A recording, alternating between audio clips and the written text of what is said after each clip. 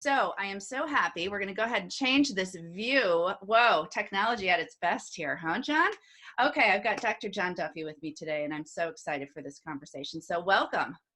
Thank you so much for having me, Amy. Yeah, two Midwesterners. I mean, I just said before the interview, I said I had to throw the Packer card out there. I just had to.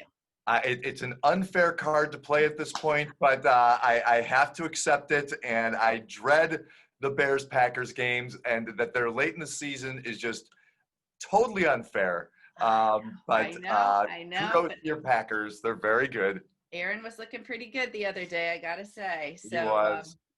Okay, so we are gonna jump into this because I'm so excited to share the space with Dr. John Duffy. One, because I'm an admirer of the work that you do, and as a parent of kids that range from 16 up to 23, you hit the sweet spot for me a lot when you talk about in this calming voice and these great strategies around what we need to do.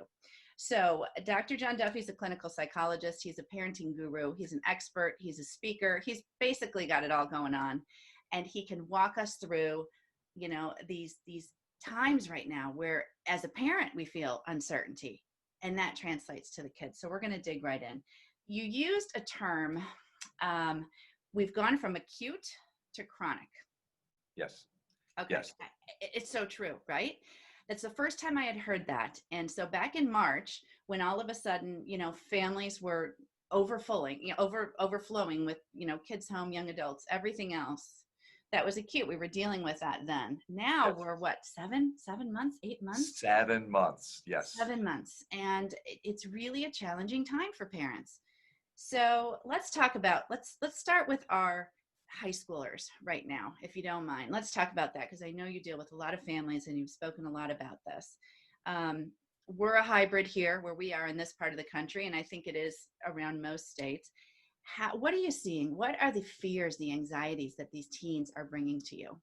It's really striking because it's so different. When we talk about acute versus chronic, it's so different than it was several months ago. Several months ago, kids were afraid of getting sick, of dying.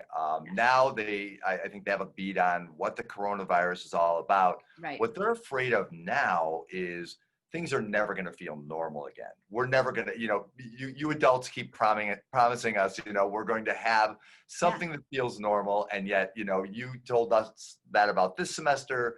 So we don't even trust that next semester or next year, things are going to feel normal. And that's what they're really anxious about. And so they're worried that academically, things aren't going to work out very well because they're struggling there. Socially, in particular, they're really struggling because they're, getting together with friends is dicey or prohibited, depending on, where you are. And so they're in every important adolescent area of life, there is some kind of struggle. Yeah. The promising. It's like parents are over promising, but under delivering. And that's just the way it is right now. It's really hard to do. How do we navigate those conversations with our teens that come home that are independent, that may be driving, that might be, juniors and seniors in high school, and they can't get together with their friends? Or they're saying, oh, but Mrs. Schmidt doesn't let us do this, or Mrs. Jones doesn't let us do this, but Mrs. McCauley, she lets us do everything. How do we, and you know what, I speak from experience in that too, because, you don't want to be that parent, but then again, you have to kind of do what you feel is best for your situation, right? Absolutely. So you're absolutely right. These are the struggles that parents have now is like, relative to other families. What are we doing? And why can't I go out if he or she can go out? If the Macaulays are all out, why do we have to stay in, or why do we have to social distance and wear the masks? Yeah. It's a really tricky time to parents because we don't have a playbook for this, right? We can't say, well, when I was 16 and we were going through a pandemic, I remember what my parents did. We don't have the luxury of that. And so a lot of what we have to do as parents is listen to what our kids are saying about what it's like to be their age. So the cue often has to come from the emotional lives of our kids. And if we presume that we know and understand that, this is what I want to caution parents about more than anything. You probably don't. They're probably suffering something you know nothing about. So you've got to do a lot of listening, a lot of open-ended questions. And I'm not saying you don't get to parent, you absolutely do, but Right. you want to do it from some place of knowledge. Yeah. Right. And we don't have any knowledge about this. We I really mean, you know, don't. it's crazy. You also made a comment, and I love this, and I used this with some friends recently. Kids talk in sound bites, which is so true because, right? Yep. Snapchat, texting. So, how do we talk to our kids? I mean, you know, we can't have these in-depth conversations that we want to have. And I think as females too, a lot of my audience is females. We want to have these, you know, tell me more, and we're just not getting it back. So how can we bridge that gap? Yes, there's a story I tell pretty frequently about a mom who was very upset with herself. She had 3 teenagers, Mm. and she couldn't put together an hour-long family meeting once a week. And I'm like, oh my gosh, you are holding yourself to an impossible Wow. standard here, I was right? going to say, Uh, wow. right. So every once in a while, you moms out there, and you dads as well, if you're out there Yeah. listening, will get a little airtime with your kids. Where if you're in the car, Right. suddenly they're talking. I was talking to a mom yesterday on a Zoom call doing therapy, and she was saying that. In a very inopportune way, she was exhausted. She went and picked up her 17-year-old, and he never speaks more than sound bites, more than he'll text her Sound bites. 5 words.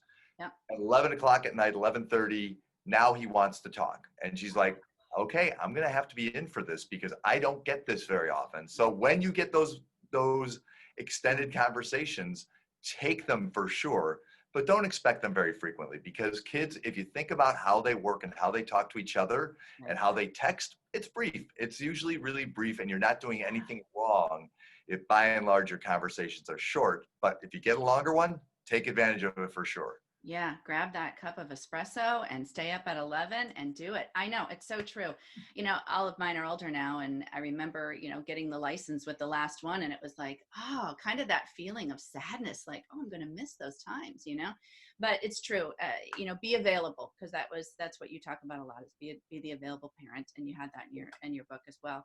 Um, let's talk about this fact that our teens are talking about mental illness. This is mind blowing to me, because it's something as a Gen Xer we didn't talk about.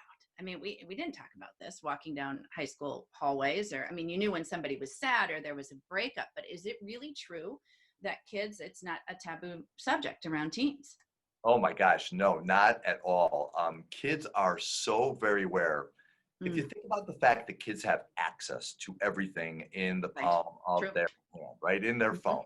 Hmm. Um, so one of the things they have access to is all sorts of social media. And on social media, there's all sorts of things. But one of the things that's out there are groups of people who have anxiety disorders, who are depressed, who are anxious, who are suicidal, and these are kind of underneath our radar as parents, but this Yes. becomes sticky for kids. They understand the diagnostic elements of each of these maladies, but they also adopt them as part of their identities, and they're sticky. They can tend to hang on to them, Oh, they're and they think of sticky. themselves Yes. as a depressive, as an anxious person, and that's there's something really great about that, in that they're really supportive of one another if they're suffering something similar, which is great. And I think that's amazing.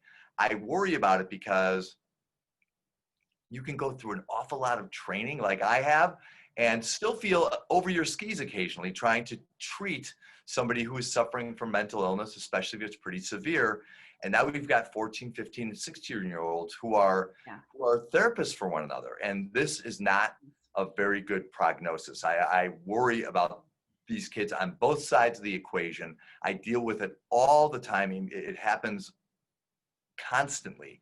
Right. And this is another thing we don't really know, because they can do this silently in their rooms all night long, and we're Right. wholly unaware of it. Right. And they do have their phones all the time. I mean, I see that even from a 23-year-old down to my 16-year-old. The 23-year-old didn't use the phone nearly as much as what the 16-year-old is doing. I mean, I really have seen a difference for sure. So the mental health part, and that is really an important thing for parents to know right now, that they're much savvier and wiser than we ever give them credit for. They They really really are. do. There's an awful lot going on under the radar. And that's why we need to do so much listening and attending to like what it's like to be a teen or young adult these days, because we really, really do not know. Exactly. So transparency, and then we're going to move on to the next thing, which is college kids, but transparency. If your kids are noticing like, hey mom, you seem off today, you're having a bad day, or they see you watching the news, which I've really tried to scale back on because it does bring my anxiety level up. When your child approaches you and says, hey mom, are you okay? Do you tell them? Do you just put it all out there and say, hey, I'm worried about this? What level of transparency should we be sharing with, say, our high school or middle school kids?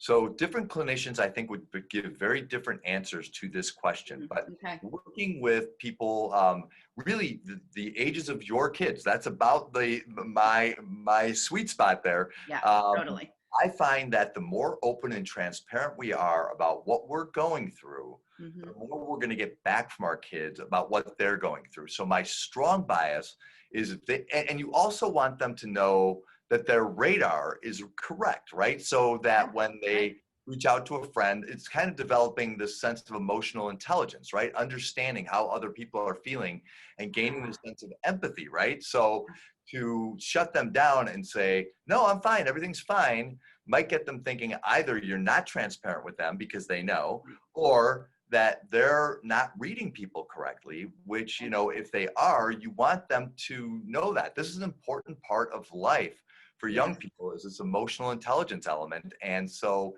you want to fuel that. And this is a great way to fuel it, is to be transparent about what it is that you're going through. Fantastic. Okay. Yeah. Just so everybody knows, if you're joining in now, this is Dr. John Duffy. He's amazing. He's a clinical psychologist. I just love all that work that he does. His book is Parenting the New Teen in the Age of Anxiety, which we all have. So we're having a great conversation. We're going to move on now. Well, one question I got several, and I'll send them to you afterwards. But one woman in Arizona reached out and said her son is driving her crazy because he's playing so many video games. I mean, we got to go there. I mean, we have to, especially if we have boys. I can relate a little bit to that. But is this something we're supposed to say, turn it off? Or is this their only social engagement right now? What do you think? So if we were talking a year ago, what I would be citing this research that suggests very clearly that anything more than 2 hours on any screen on any given day is not good for the depressive mind, the anxious mind, the inattentive mind. Now we're in the middle of the pandemic, and all my answers are different now, Amy, than they were out just the window. months Yeah, ago.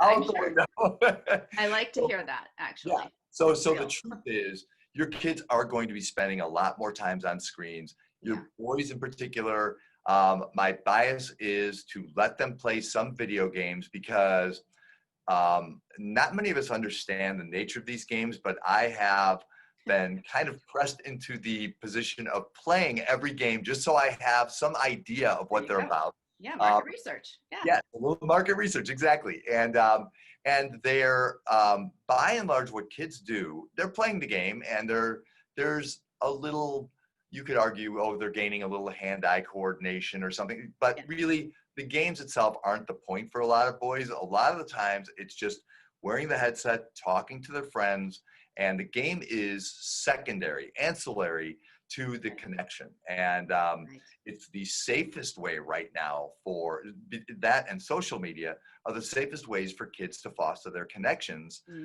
given where we are, culturally. And so the only caution I'm going to throw in there is, there are kids who have been playing video games for 5 or 6 hours a day through this time. You want to trim that down as best you can. And the best way to do that is, instead of saying an hour and a half a day and that's it, and I'm going to set the timer on the stove, it's to fill in the blanks. You give them a lot of other things to do. Keep your kids active, and moving. That's tricky, but it's important. Yes, moving your body is so important for anybody, our age, that age, teenage, whatever. Thank you to Sandra in Arizona for sending that, because I know it was brave to put it out there. And, I love the answer. It's great advice. And things change. It's a different season right now, and we have to be real and recognize that. Let's transition to college kids, because we are coming up now on the time when these kids, if they have not been remote and they've been, or they decided to go back to campus and they've been, well, maybe remote, which my son has been, and they're coming home. Okay. So now we have to cross this whole bridge. I mean, this is going to be challenging for parents of college kids. Um, Both those that decided, not to digress, but as Gen Xers, and especially as women, we had all these things growing up. Do we go back to work or not? Do we breastfeed or bottle feed? Do we do this private school or public school? And at the fall, it was the conversations among my peers were, do we send them back to college or do we keep them home? It's this constant thing. So we're coming up on November. They're going to be home most likely for an extended period of time. What types of conversations do we need to be having? What prep work can we do as parents so that we can be positive and, and also meet their needs? I love your emphasis on the positive. Oh, good. Well, too often we are kind of gearing up for a war here in our Yeah, homes. A lot of my client families, they're like preparing for bedtime issues and how late are you staying out again, and you're sleeping yes. until noon, and all these battles.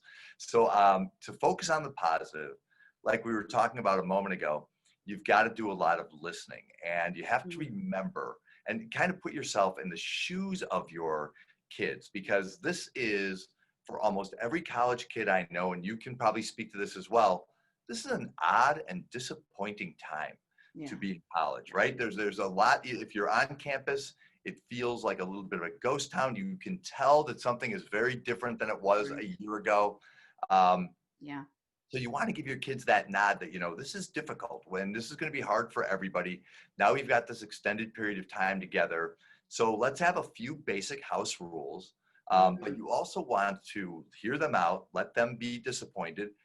If you're disappointed, we were talking about sharing our own feelings, talk about that as well. If you're disappointed for them, it's okay to say that. I don't think you're fueling something new. They know what's going on. Right. Um, Right. and create it's okay to create some family in-jokes, some memories here and there, even in a pandemic. I've worked with families who feel so guilty about this, but if we're doing our job and we're kind of social distancing and staying in place as best we can, if we create a few memories that we kind of build resilience in the emotional bank account for difficult times down the road, that's a great use of this time.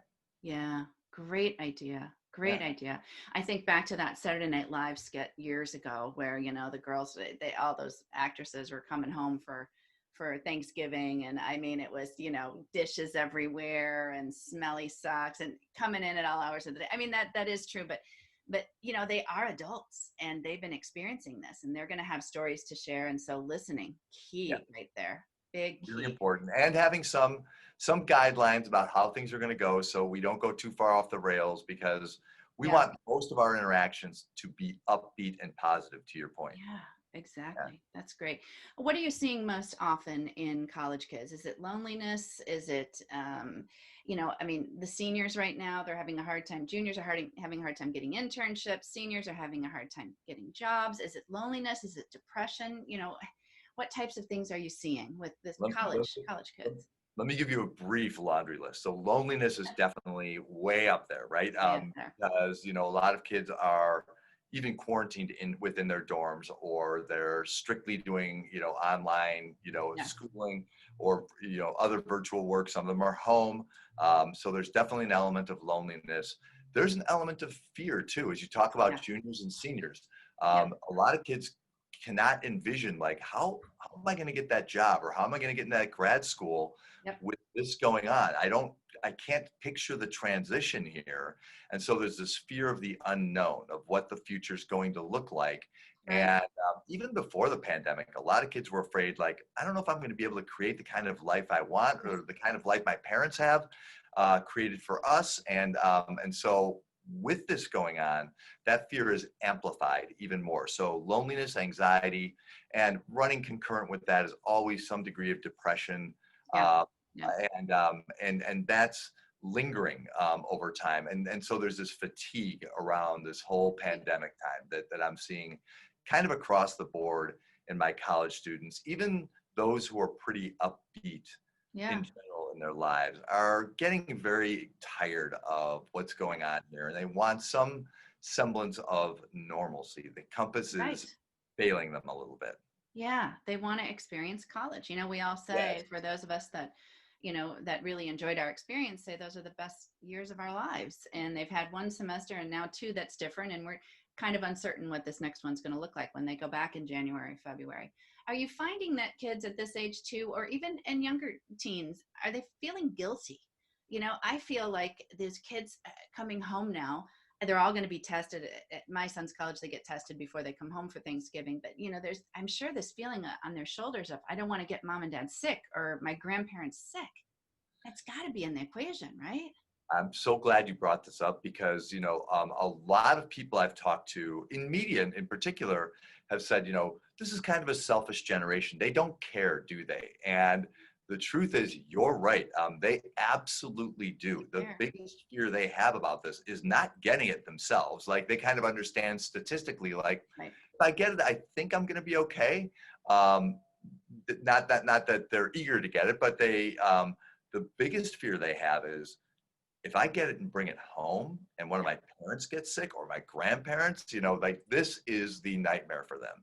And I hear this honestly every single day from somebody on some campus somewhere, that, I'm going to get somebody else sick. So there's this, it's not even a guilt of something that's already happened. It's this fear that it's going to, right? And that, and they're not sure the degree to which they have agency over it, right? So it's like, well, if I go to the cafeteria and I pick up my food, or I did go to this gathering, there were 8 or 9 people in this one dorm room when we were hanging out, and I don't know, this one kid was coughing, and this could be bad, right? And I don't know if I have to quarantine or not. So they're having to gauge all these little questions for themselves, and it's really tricky on top of a curriculum, right? And running a social life and doing that regular college thing that you want to do. Midterms, finals. Yes. Yeah. Yep, exactly. Once again, we have Dr. John Duffy with us. I'm so excited for this conversation. I'm loving it. I hope you're enjoying it too. We are going to transition to our young adults. Is it true that millennials are really kind of that age group, maybe born, what is it, 95? Is that millennials? Something That's like right. that? Yes. My son was born then. Okay. Yeah. Are they really unhappy? Are they an unhappy generation? It's a fair question. They're a deep and thoughtful generation. Deep and thoughtful. And Okay. they've got this kind of, I don't know if you remember what life was like when you were 22, 23, 24. But a lot of us still were very idealistic, and we could picture kind of a very bright future for ourselves. Right. And it was almost, my wife describes it beautifully. She said, like, the future I pictured was out of a movie. Like, I wasn't really in reality yet in my life, right? Kids now at very young ages, younger than, the 20s, are very much in reality, and they're considering what their lives are going to look like. By the time they're in their 20s, there is this kind of sagging hopelessness that kind of sets in for some kids, where it's like, ooh, this job isn't what I was hoping my job would be. I don't want, I don't make enough money to create a life for myself. So, and I don't know where this is all going to take me, and I'm not sure I'm satisfied with my relationships. I can see on social media that some people have this friend group that seems really close and really tight, and mine doesn't really feel that way. So yes, there is this kind of looming sadness and foreboding hopelessness that a lot of young people carry, and it is difficult to lift that load. The best way I know to do it is to hear them out, and to, I read a great article about a year ago that suggested that young people today are likely to have 4 or 5 different careers over the course of their lives. In other words, like, the way things are now does not suggest necessarily what things are going to look like. But it's hard, I think, when you're 23 years old to wrap your brain around that concept. Yeah. They're trying to be independent. They're working so hard for this independence. And then all of a sudden they're boomerang kids. These are going to be called the boomerang kids now, the kids that come back home. How do you navigate this when, they're talking about things like furloughs, and they're, filing for unemployment, these things that it's hard to even process as a parent, and yet they're doing this, and this is happening all over the world. What types of conversations, or how can you really encourage them if your young adult is being laid off or furloughed, or those big words right now that we didn't really think about? Absolutely, and you are so right. This is the stuff that's on kids' minds, and it's real. This is real world issues that they are struggling through, and so the way to work with them is to bring them into the discussion. So too often, I am working with mom and dad in isolation when their 22 or 23 or 24-year-old is not part of the discussion, and the important thing is to bring them in as part of the discussion and talk, first of all, hear them out. Like, and I'm saying that a lot because Yeah, it makes sense. otherwise we're going to presume what they're feeling and we're probably going to be off, at least by some degree, right? So we want to be as close to understanding as we can possibly be. And then you want to start thinking not about like what kind of massive, enormous changes can we make, because in this moment, there aren't massive changes we can make, but there might be small ones we can make. There might be like, okay, so you're down. I'm working with like a couple of young people who are so down in this regard that they are in their rooms all the time. They just in there looking at a screen, and the depression tends to then kind of increase. So to just encourage them, like, okay, why don't we just get up for a couple hours a day and move? Let's go to a gym. Let's go for a run. Do something that keeps us, and movement, you'll hear over and over again, is the starting point for me. If I can get a young person moving, that's a great start to, if you have agency over this, then we can move to the next thing. Excellent advice. Wow, this has been so insightful, so great. Can you just come on over to Connecticut now and just, I mean, amazing, just such great insight and wisdom, and that's why I wanted to have you on. So I hope you'll consider coming back on, and we'll circle back on some of these things, because there's just, a parent's job, and my mom said it many years ago, she since has passed, but once a parent, always a parent.